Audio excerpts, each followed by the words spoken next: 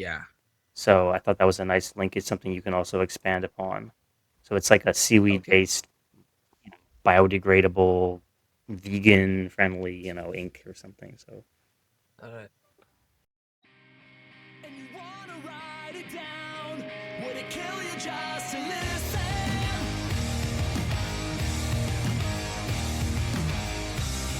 And you wanna sell it out with the words out of your position.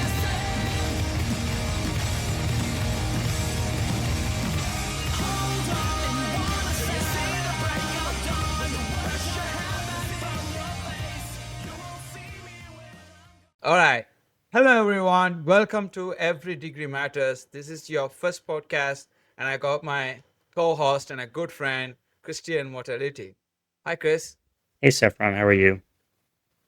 Good, man. What's cracking? Um, same old. Or as they say in Thailand, sabai sabai. All's good. Nice, nice, nice, nice. You've been enjoying the how is the weather out there? Is it getting warmer?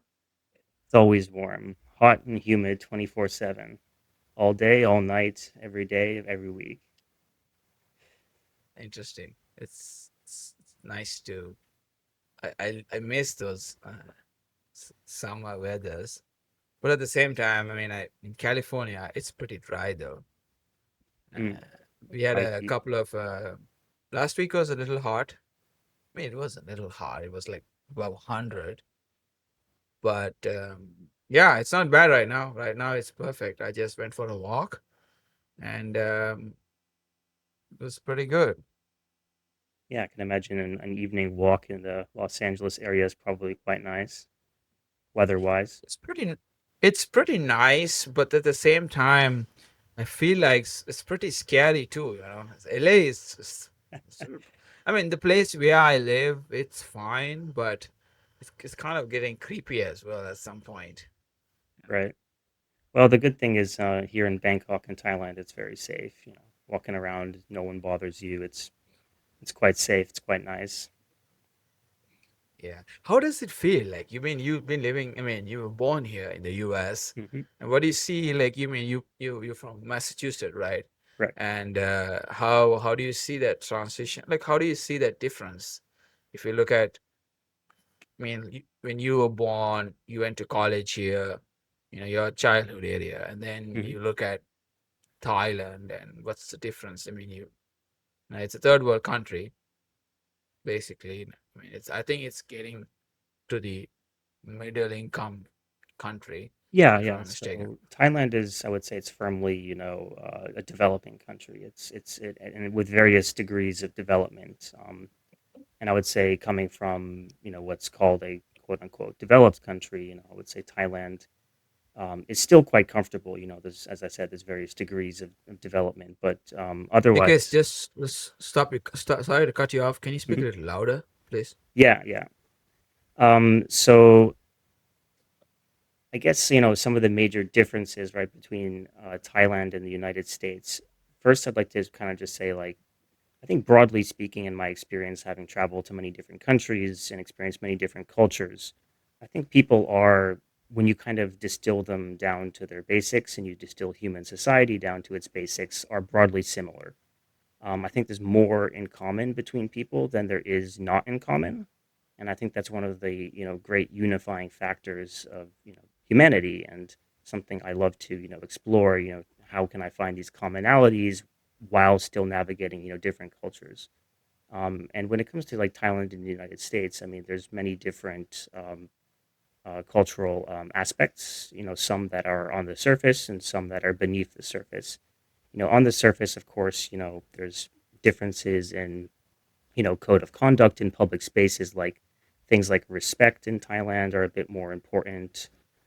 Things like saving face, and um, being conscientious about how your space in public might be impacting other spaces in public. So things like that. And otherwise, I would say there's many differences in terms of, I guess also like understandings of like economic systems, understandings of community. I would say Thailand like many areas of the world, is more community based as compared to the United States, which is something I really like about living here. Um, as well as I guess general like understandings of satisfaction in life. I think are quite different in terms of what people aspire to. I think the United States is much more of like a culture of aspiration when it comes to like economic goals or social goals, whereas in Thailand, I think there's generally a better sense of sufficiency. And I think that kind of feeds into something they have here in Thailand called the sufficient economy philosophy. So, kind of being content with sufficiency rather than purely kind of focusing on aspirational goals, which I think also is tied into the Buddhist culture here very much. Thailand is very much a majority Buddhist country and has a long standing rich, Buddhist history and culture. And I think that's something you can maybe relate to as well, coming from Sri Lanka, which is also a majority a Buddhist country. But you also probably have unique perspectives because, as I understand, you're from a Muslim community in a Buddhist majority country. No. No, that's right. I mean, it's really interesting that you said about something that I pretty much echo, is that the culture of respecting each other. I mean, that's fundamental in Asia. And if you look at a lot of countries, especially in South Asia, it's pretty and east part of Asia too. And you're right. In Sri Lanka, where I grew up, it's predominantly it's Buddhist. 80% of the population is Buddhist, and I think it has also kept the country strong, strong bonding, strong cultural roots, um, to generational respect and dignity, and respecting elders, and you can continue. And for me, I mean, what do you see when you look at the US? And it's a first world country, right? It's a developed country. And do you see, uh, since how do you see the difference? Because uh, looking at what has happened right now in the US with huge um, raising of homelessness in this country, especially in the beautiful cities like Mm, Boston, for example, yep. where you grew up, or in Los Angeles, in Manhattan, Mm, or go to a lot of other cities, San Francisco. And I'm looking at it, and what do you see? What do you think as society? Where do you see they went wrong? Like, I mean, since you have this, I can't talk much about the US, but I can give my mm. perspective of what I have seen. But for you to be lived longer enough than me here before you move to uh, Thailand, what do you see? Like, what's Right. the difference? I mean, I think I see a number of things, and I would say just in the sake of for brevity, to keep it down to maybe two observations. The first one being again that community element. I think in the United States, there's definitely less of a community element, at least in the contemporary United States. I think kind of the feeling of community, the concept of community, the importance of community has kind of gradually sort of um, maybe fallen out of fashion, so to speak, in the United States. I mean, at least, in the time my grandparents were coming up, it was still, a thing. And when my father was growing up, community was more important than I think it is now. Um, and on one hand, I really appreciate, the individualism of the United States as a person who's also kind of like a strong individual myself. I, like how the United States has this strong individualistic culture. But at the same time, sometimes I feel like that community element is a bit lacking in terms of, you know, maybe care for one another or support systems within, not just within families, but within society.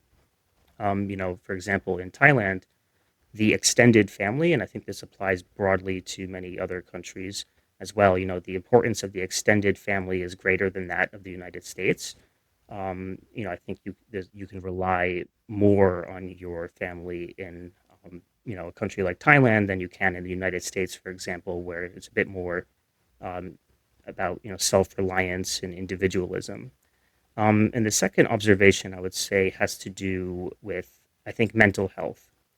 I think this is a really important topic in the United States, and I think it's a serious problem. I mean, growing up in the United States, I've observed, that there's many issues with mental health as compared to perhaps in some other countries where I would say people's mental health is generally a bit better.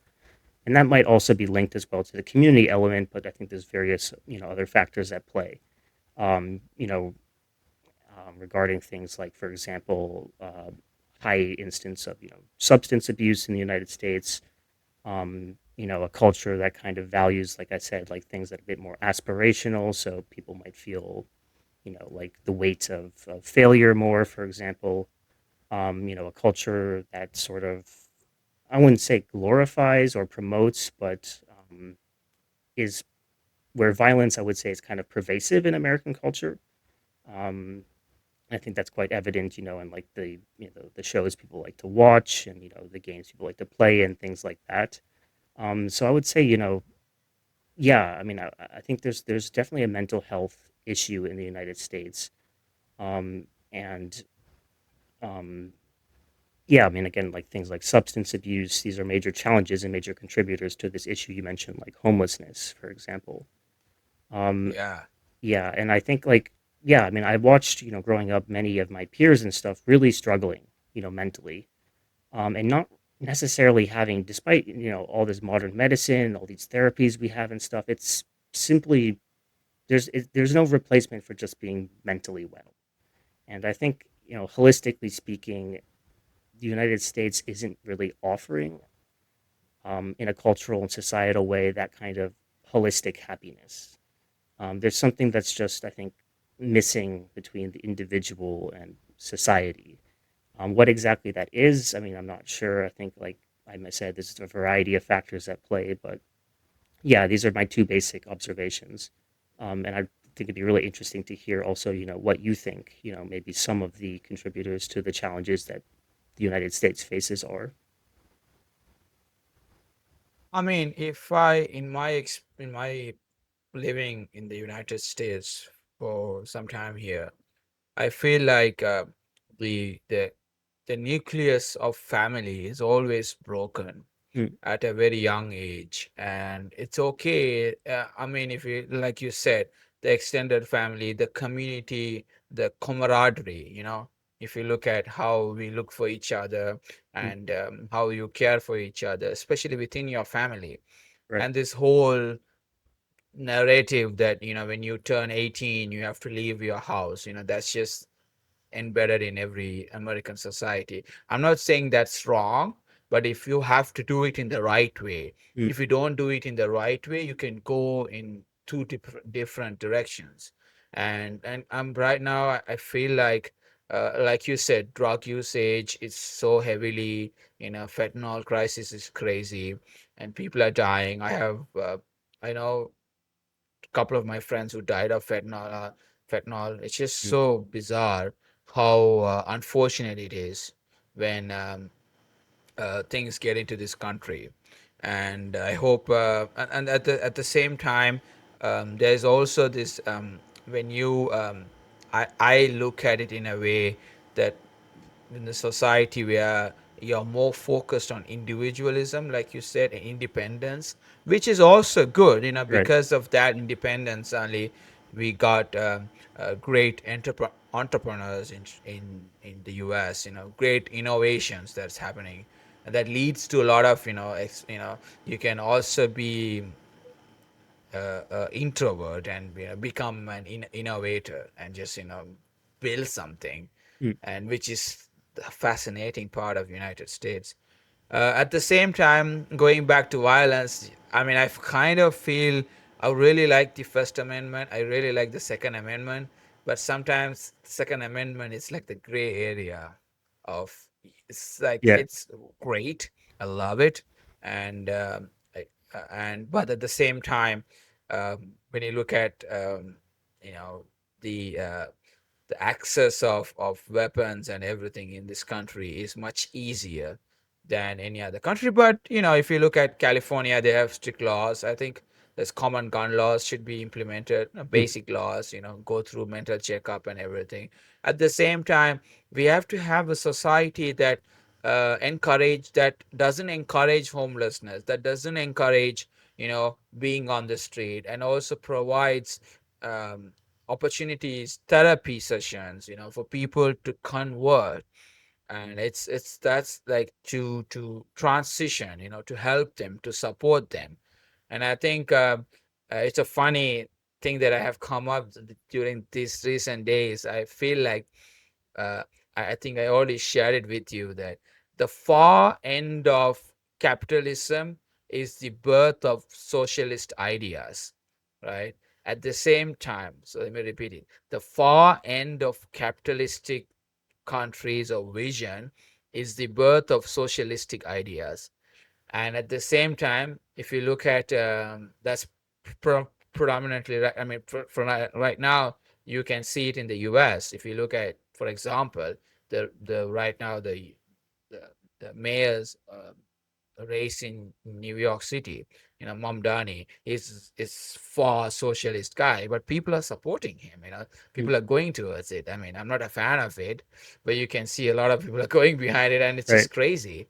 At the same time, if you look at Europe, it's failing. It's far end of socialistic ideas. People are coming back, nationalistic ideas. It's Mhm. coming back. So I feel like, and the far end of socialism is the birth of capitalism. So if you dig down deeper, it's just I mean the last a month or so I've been just thinking more about it, and which also blows my mind. I mean, growing up in Sri Lanka, I always aspired to be in the United States. I'm a guy. I really like democracy. I really like freedom of speech, the First Amendment, to the heart. That just goes through my veins, and the Second Amendment too. Those two things are so I'm a big believer of it. And I Right. mean, I'm here because of the First Amendment, right? And growing up in Sri Lanka, you don't get that. People don't understand that here, especially a lot of immigrants that move out here. And if you have look at all the riots and things happening, they have to be grateful, or their parents, that they moved here. You have to be grateful that you are here in a country where you know uh, you are here and you can say whatever you feel like you want to say, and you don't get arrested. Of course, you don't lead into violence. That's the Second Amendment. It clearly says, just because you love to say everything, you can't say everything. There's a clause, I think, on the First Amendment somewhere, that it says, like, you can't incite violence. So Right. you have to be, free of thoughtful, and you can express what you want to say, but doesn't mean necessarily you will be jailed, or you'll be vanished from your home Yeah. forever. Which is crazy though, where I grew up in Sri Lanka. But looking at it in terms of America, I love it. I love the language, I love the culture, and it's like who you want to be. And when you move here, it's like you have to love this country. You can't hate this country and be here. And that's just sad when I see a lot of immigrants or kids of immigrants, or when they came in like 5, 3, 4, 5 years old, and they hate this country. And they're like, oh, this is bad. America is bad. I don't want to be here. So like, if Yeah. you don't like it, leave. If you don't like the US, leave. But don't live in this country, and don't get benefit out of all the system that is in place, which is there to help you, to support you, to make you a better person. And you're looking back and you're just saying, oh, this is just crazy, Right. and you know, I just hate it. And I have seen a lot of people, and the conversations they have, which are so you know not right in my view. At the same, I mean, and I love it. And when you look back, like you said, I think it's also a growing of population, or even though you say when you grow up it's different, and when the next generation is growing up right now, it's different. And we are also living at a, a, a, a social media lifestyle most of the places, right? And I always say, when you have conversations in the US, especially with the kids, you have to bring them back to reality. If you're living for you, if you're talking to people from either coast of the country Hmm. in the US, the West Coast. So West Coast predominantly, I'm talking about Washington, Oregon, then California, the Bay Area, LA, San Diego, or if you like the East Coast, if you people living in New York, you know, DC, Miami, that whole that's also down south as well, where you look at people have to be brought to reality. You get pulled back from this whole this perception of delusional world that they live. How many likes you get. I'm talking about our generation or the next generation. There's a TikTok generation which is trying to that's the fascinating part. And when you look at it, and they're like, oh, when they're starting to have real world conversations, it is different. But I like it, man. I mean, every bit of it. Like I said, I always tell you that, I love it because I can't do a lot of things that I wanted to do back home, and I Right. can do this right now here and not be questioned Mm. by the state or for someone, and which is all in. Yeah. But at the same time, I sorry, go ahead. No, no, please. No, I wanted to say, how do you see how is the eastern part of the world? Like you live in Bangkok, and you Right. must have interaction with other fellow Thai people, and also other neighboring countries. How are the younger generation? What do you see in them? Yeah. Well, I mean, obviously, like, there's always a difference between every generation and most societies, but I mean, it's clear, I would say divide between younger and older generations in Thailand in terms of their viewpoints and on certain issues and just how I guess contemporary they are. Um, and I say this being someone from Bangkok who tends to have a social circle that's kind of more limited to expats and university educated Thai people that speak English. So of course my network is a little bit limited. So of course my perceptions are also a bit limited. But in general, I would say from what I've observed, the younger generation of Thai people are more um, keen on, I guess, certain social and economic changes. I mean, Thai society is very conservative by and large. Thai politics has traditionally been quite unstable as well, at least at the national level. So there's a lot of things I think young people in Thailand aspire to, and which has created some conflict between politically speaking between older and younger generations in Thailand. But it's not something I'm gonna get so much into because I'm here in Thailand. This is my host country, and I can't get too engaged in the politics here. If I was in the United States, certainly I would be happy to say anything I want about the American political system. But here in Thailand, I'm going to respect my host country and going to just leave it at that. I think. But yeah, there's definitely differences in terms of the aspirations. I would say between younger ties and older ties. And I would say a little bit of less emphasis on things you know, uh, like I mentioned, respect is important in Thailand, and it still is. But I think younger generations have a little bit more of I would say, a modern or a little bit more of a Western influence perception of things like individualism and respect in terms of, younger Thai people. I would say are less inclined to just simply or blindly follow, the instructions of older people. I think sometimes older people feel that younger people don't talk to them in a respectful way, and I would say that's in some cases true, perhaps because I do like the importance of respect here in Thailand. So I'm not saying you should not respect people or you should not respect your elders. I think these are great core values. But I would say yeah, younger generations seem to have a bit more of a Western influenced perception in terms of you know conduct and ethics in some sense. And of course, in Thailand, the younger generation, they're all connected on social media. They have various international influences. It's becoming quite a modern and, an international society. Of course, in Bangkok, this is one of the world's greatest, international cities. You have people from all over the world coming to, Bangkok and, which of course influences the culture here as well. A very vibrant city in Bangkok, a very vibrant culture and diverse culture. But yeah, that of course has influences, I would say, on just the macro, Thai culture. But in general, the Thais, I would say, also have been very resilient in preserving their culture.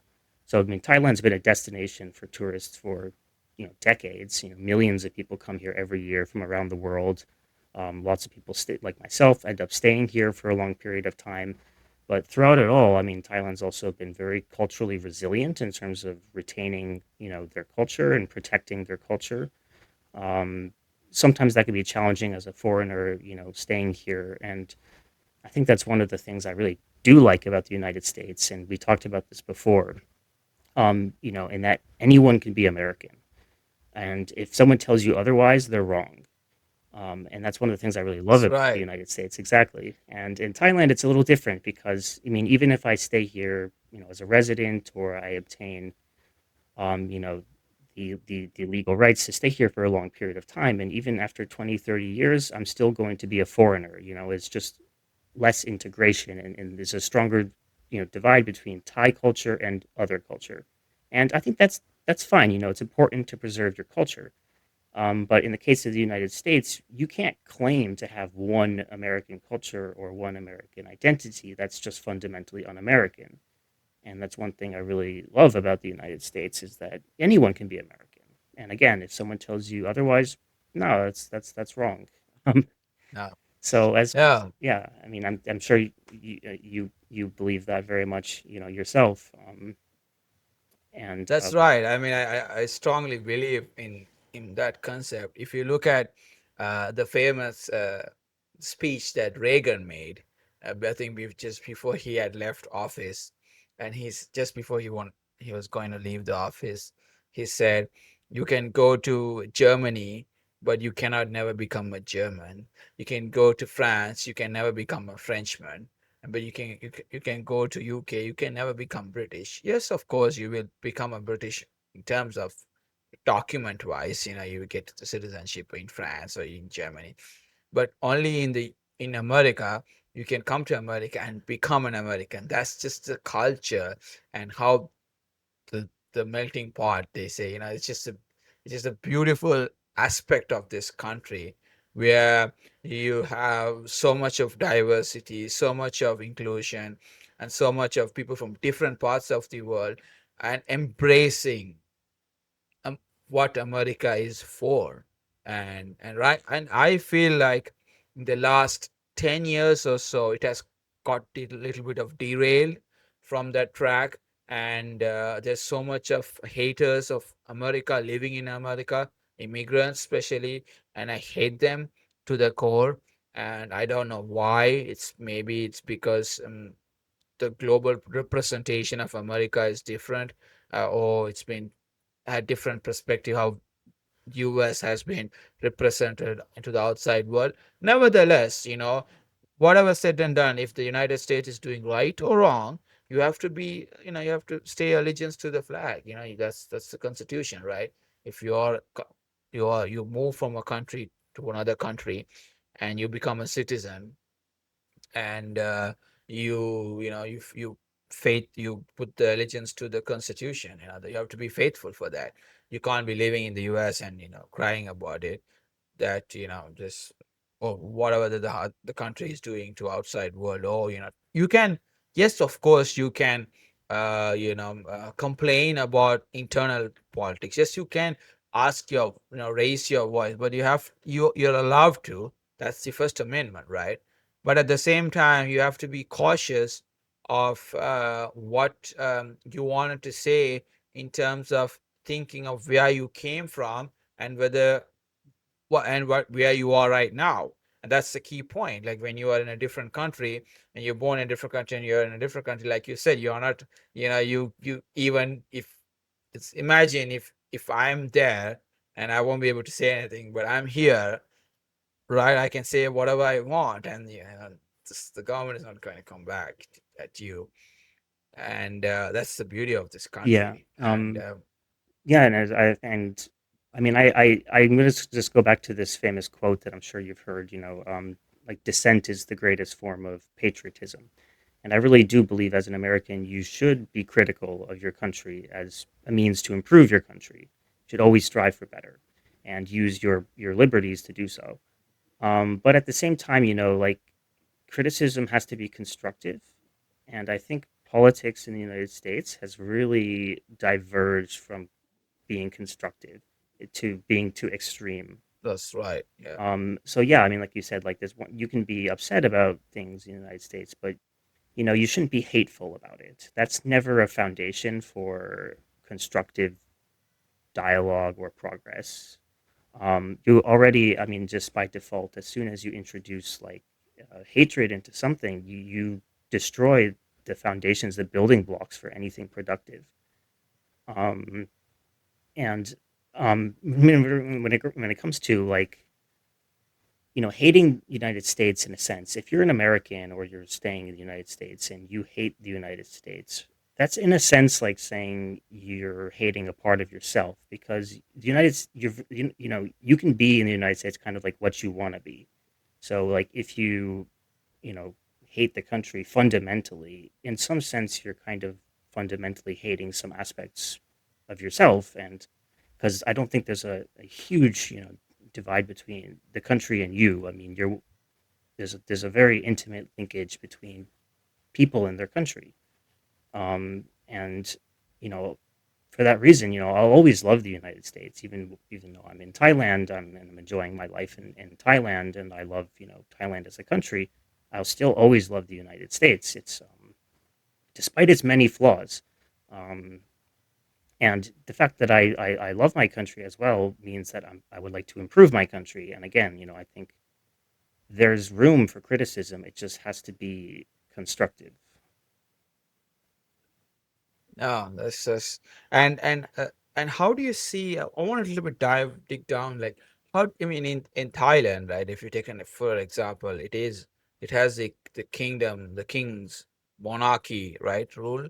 How does that work in modern times? I mean, if you look at UK, for example, even though Charles is the king, the powers are different. How people see how much of an influence they do have in terms of governing the country, or are they just for the name figures, like, because that also fundamentally connects back to uh, I mean, I'm not a fan of authoritarian, but then again, if you look at all the countries, the Arab nations, if you look at the countries in Arab, it's always ruled by kings and queen, that monarchy still exists, but the country is developing, people are happy, a lot of things are happening. I'm not a fan of it, but if you look at it, it's just really fascinating to see the transition. So what do you think of Thailand, like, in terms of that aspect? Correct me if I'm wrong, if they have a Yeah. different So I mean, governing clearly, system. if anyone's been to Thailand, you'll know yeah. There's the ruling dynasty in Thailand, and you know they have a very omnipresent social presence. They're hugely important, like hugely important in Thai society, Okay. and command great respect in Thai society. They have obviously a huge social and also economic presence in the country, and they're yeah, I mean they're figureheads, and they guide a lot of how Thai society is functions. And they've also been very active in the development recently, in Thailand with with the big. I would say I don't know so much about the previous history, but at least with the former king, there was a very active investment from the monarchy into the development of Thai society. But otherwise, again, like just out of respect for my host country, this is not so much an issue that I can really get into, um, because it's regarding, of course, any political elements there. So it's not something. Yeah, I mean, again, just out of respect for my host country, it's not something I can really get into. Oh Um, yeah, I understand that, but yeah, that's interesting to get that I mean, that's just. I mean, I think it's similar to the UK. I mean, they also admire the king and the queen, but they also have a governing system Mm. that goes around, to also, base back they have the grip of holding the society, when we circling back to our community, back in the days, I was talking, I never had a phone. I would go down to the street and go to the corner store or like, hang Good old out with my days. buddies. Yeah, and then with have cycle around with the bicycle and come back home.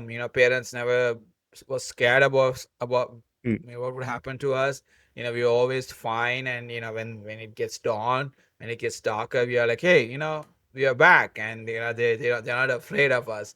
We take, go around the streets, cruise around, meet a lot of people, some hangout spots, and then you come back home. They are not afraid of it. And nowadays, it's the total opposite. If you look at a generation that just wants to sit down inside home, and they are not even interested to go outside. But then also at the same time, it's also scary to go outside. It's, you don't know what's going to happen, and everybody's addicted to this, Mm. uh, you know, technology device. I mean, it's fine. It helps it. I think uh, humanity has evolved into a lot of aspects in this technological advancement. But at the same time, we shouldn't we should not be also losing the essence of being a human Yeah. and connecting ourselves to each other. And then that will connect back to individualism, connect back to independent, like, again, why the societies are breaking, why family is broken, why a lot of children, why people are homeless, why they are addicted to drug. Yes, one of the reasons is easy accessible, or like, it's not hard to get drugs.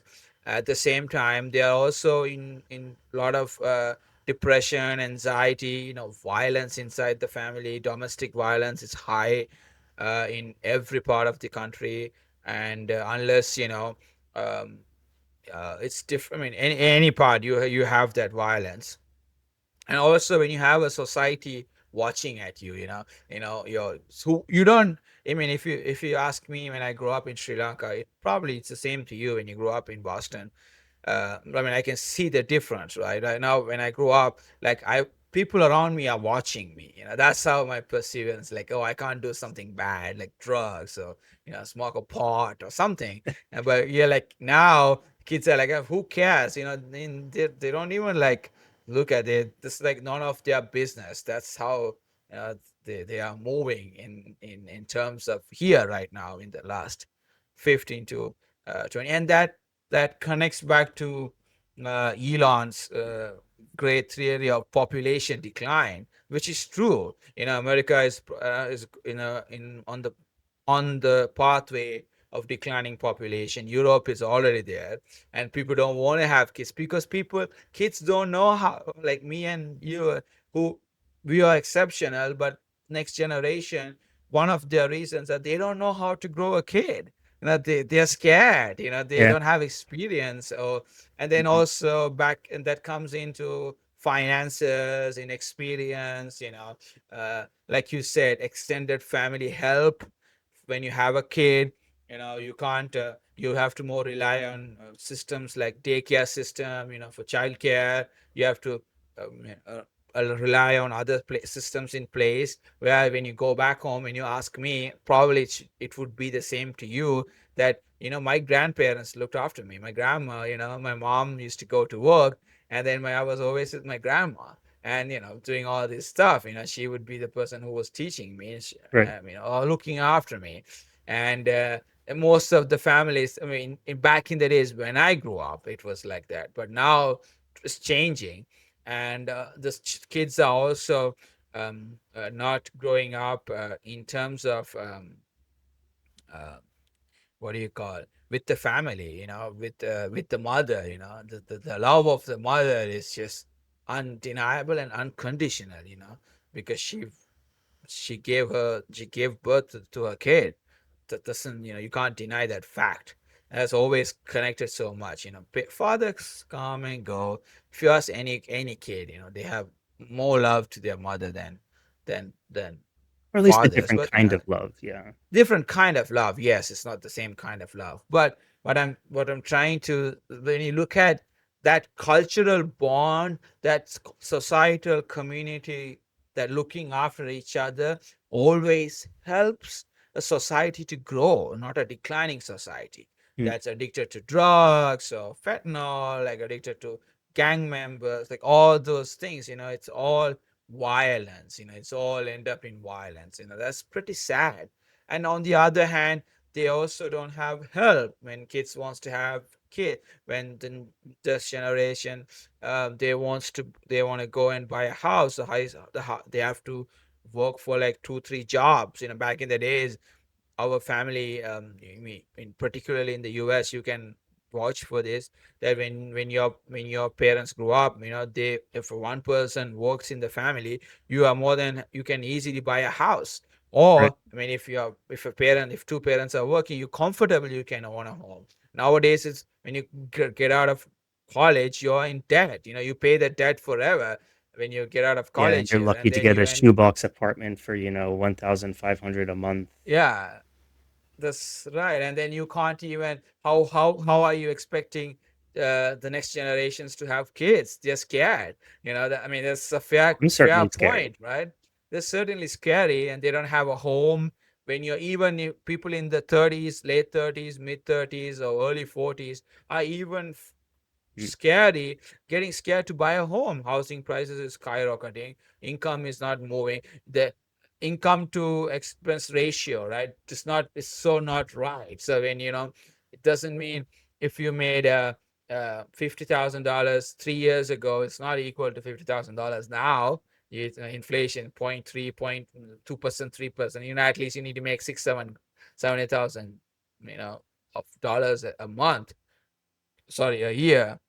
But at the same time, and that's circling back, like I said, when the far end of capitalism is the birth of socialism. And when you look, if you don't do it properly, and if you look Absolutely at, not. in case of New York City, there's this crazy socialistic mayor that's been running, and people want it. That's because people, when the system collapses and fails, or Yeah. they go too far extreme, people always want the other extreme. Yeah. Nobody wants Right. the middle ground. So I don't know so much myself about the mayoral race in New York, but I do agree with your like sentiment there about the extremes. I think as I age, and I say this a lot, like one of the greatest truths, or at least the closest approximation to a truth, because there's never a real truth, right? But at least one of the closest approximations to a truth that I've found is that it's always something towards the middle.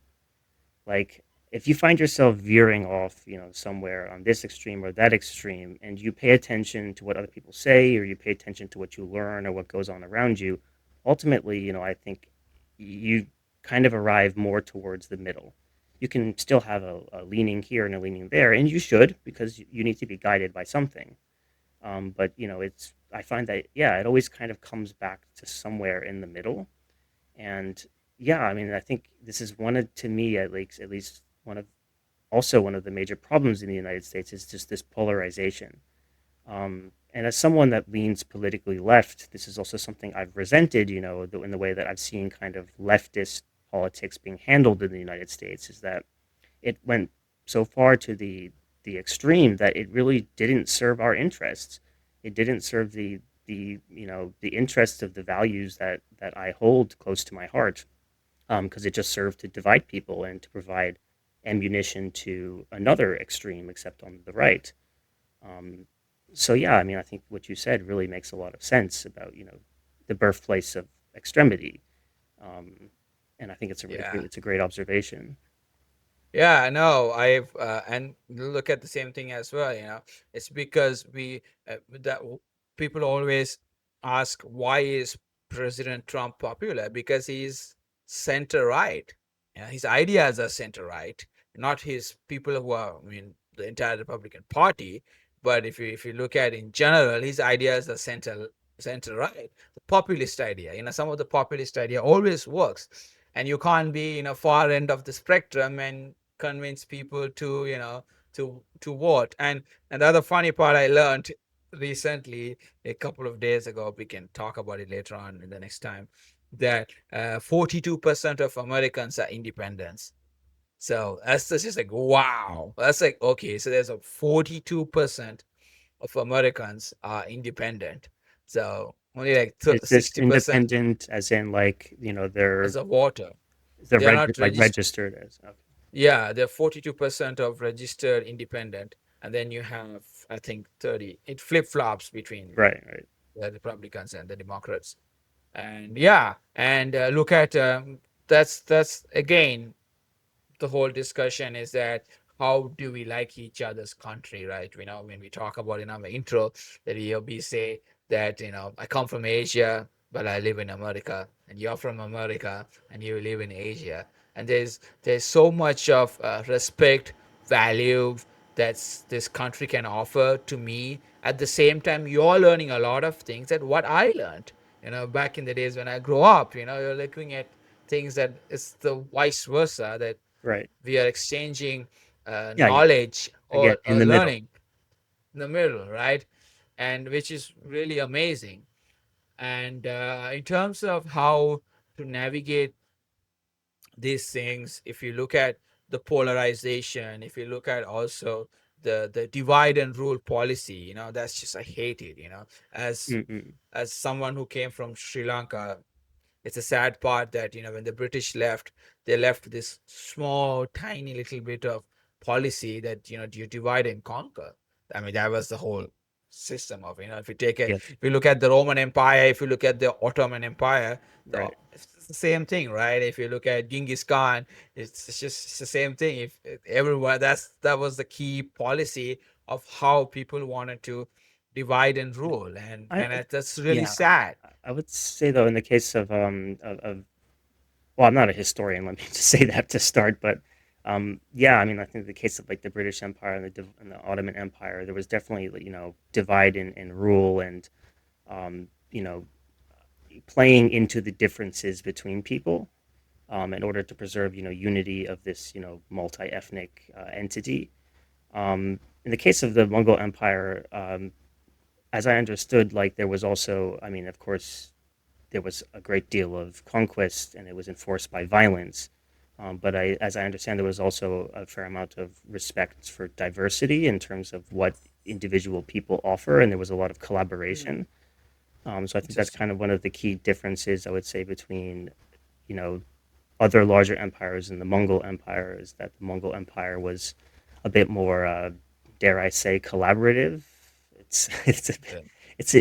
hard to say that term when you're talking about ruthless conquerors, Yeah. but Oh, yeah, I they mean, were savages. yeah, They were like, oh, Genghis Khan was like, kill everyone and just conquered. I mean, we can, yeah, if you read the books, but you it can. but it It's was just like, very much, as I understand, like a hybrid empire. Um, okay, okay, and that that's that might interesting that to might have hear. come from a place, of maybe mm, Or Buddhism that might be coming in place of like Buddhism is more if you look at if you go back to the historical birth of Buddha and the teaching and how it came it also connects to the Mughal Empire, right?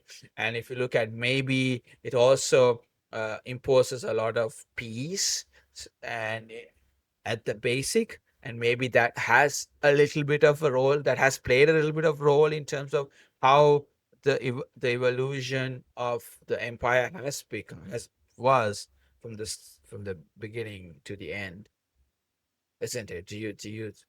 Have uh, do you feel that? I mean, do you think that would happen?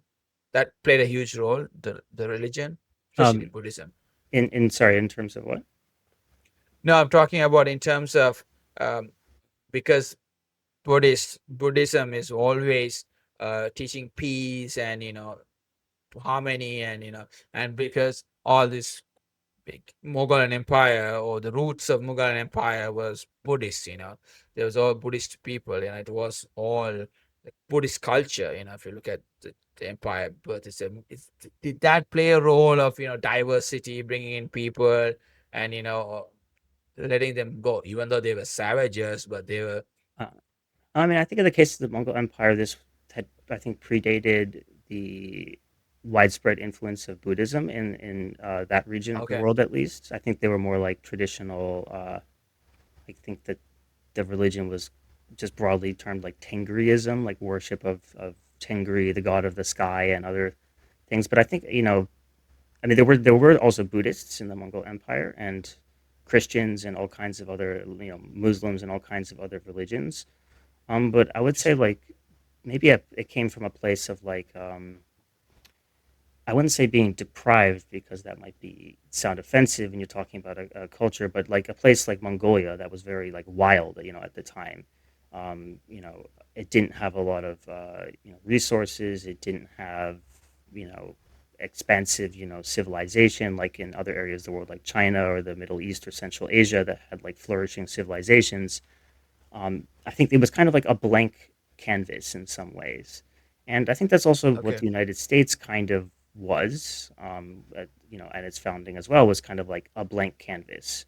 There were a lot of things that were, of course, that were not great about Yeah. the westward expansion and the introduction of Europeans to the New World and stuff. I mean, there's a lot of Yeah. bad Yeah. history there, like all history, but Like always, there's this argument because part of you is French too, right? And part of mm-mm. me is also French. Like we have French people living in France, and and the fascinating part is that there's deep down the United States and the French are really connected in terms of Mm, how Liberté today's, yeah. if 14th of France, today is the Independence Day for France, happy Bastille Day for anyone from France Oh yeah, listening, that's right. because yeah, that's the independent. I love it. I called a couple of my friends and they had, it's like my home, but I was born in Sri Lanka, but my family lives in France and my dad is from France.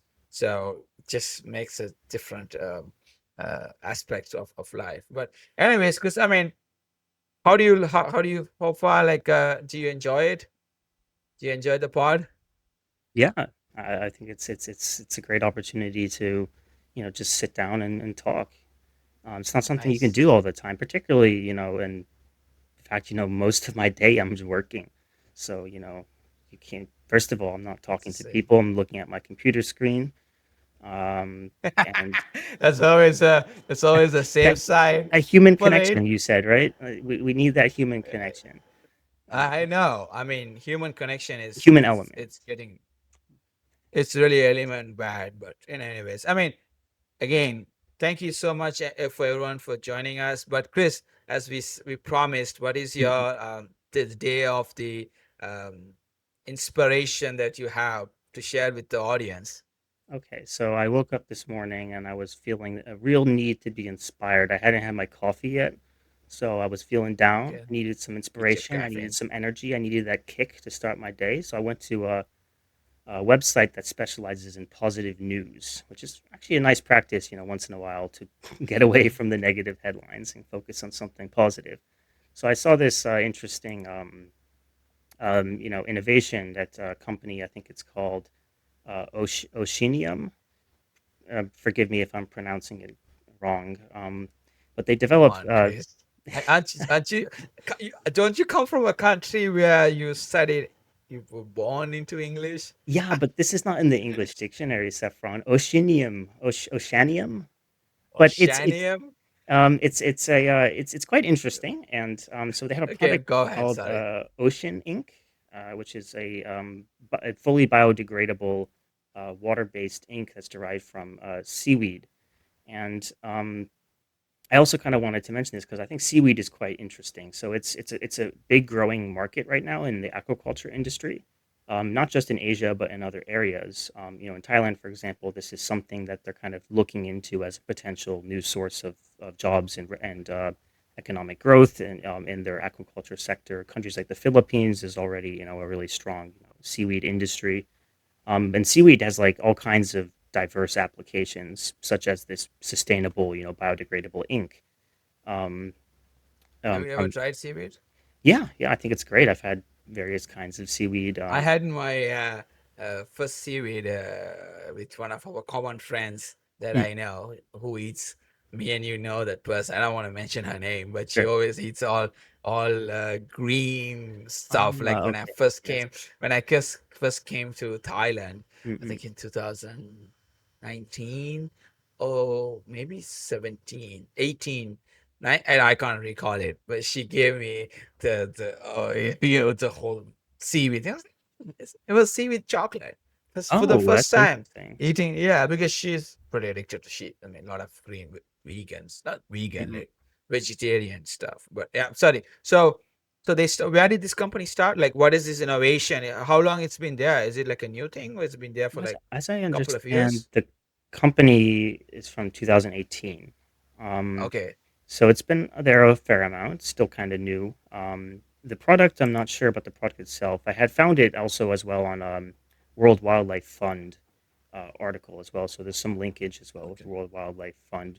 Not sure specifically what that is, but yeah, I mean it's a reasonably new company. okay, And like I said, this is it's a growing industry, seaweed industry. And it's also very interesting in terms of like the environmental. So it's billed as being like sustainable because for a number of reasons, like this seaweed is great with carbon sequestration. So that's a big like selling point from the sustainability angle okay. of the product. Is that yeah, it's very effective at sequestering carbon. It's good at filtering, you know, excess nutrients or pollutants from the ocean. So there's that benefit as well, and then also like the potential to reduce, as you know, like ocean acidification is quite a problem. But by Yeah, I heard about that. yeah, and removing this Yes. excess, carbon dioxide from the water could potentially, have local kind of ocean acidification benefits. So it's quite interesting to see, how we could, have this kind of blue economy, so to speak, with enterprises like seaweed Okay. production. Could be quite interesting, and I'm yeah quite excited to see how that goes and to read further studies about the actual environmental benefits of this. But I also thought it was interesting because as I understand, Saffron, you also produce products that have sustainable ink. No. Yeah, that's correct. Yes, that's we do. And I think I mean, maybe probably they're using the same ink. I don't know, probably. Or maybe they have different companies. Yes. But yeah, I mean, Chris, amazing. And that's just the beauty of it. And I always love to have that element. And for everyone listening, thanks for joining us. This is the first podcast that we have done. And hope we bring you guys the truth. And it's up to you guys to take, it's our job to talk about it, and it's your just you can decide whether you to take it or not, whether you wanted to follow it or not, or whatever we say. But yeah, and please watch out for us, and we will be uh, up every week on Every Degree Matters. Chris, you got anything to say? Not much else than other than what you said, Saffron. I mean, it's been my pleasure to have joined first podcast with you, Saffron, and of course with the viewers. And yeah, I look forward to the next one and catching you guys later. Yeah, you too, guys. And also, we will be sharing the link for the seaweed, the ink on the description, for people to also look at it, so they know what they're doing. So just it doesn't go in the blank. All right, guys, take care. See you all. Bye.